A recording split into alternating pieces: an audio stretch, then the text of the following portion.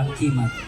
Jadi untuk itu kami juga punya kesempatan menyampaikan arahan dan bimbingan untuk kita sore hari ini.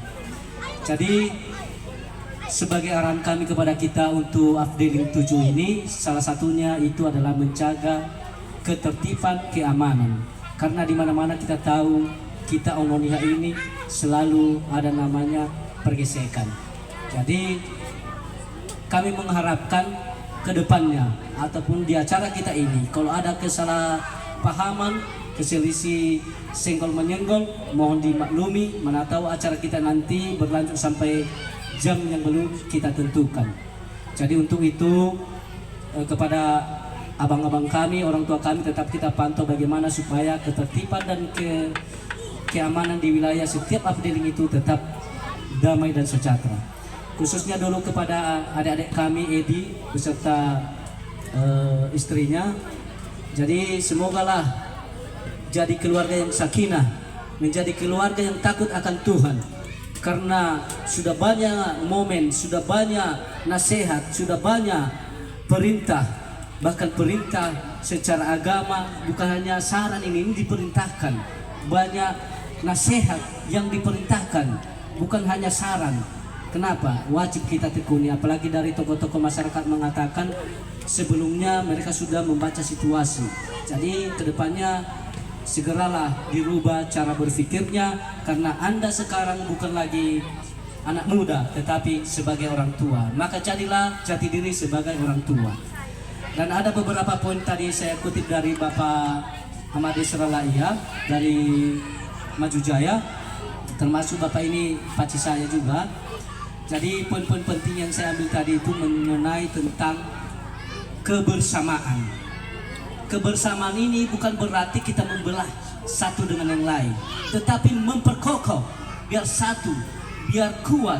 Kuat ini bukan berarti berantem, tapi kuat dalam membangun ide. Salah satunya itu adalah sempat disampaikan Bapak tadi itu mengenai himni. Mungkin himpunan masyarakat sebelumnya ada pergesekan, ada masalah, ada konflik atau ada yang tidak cocok.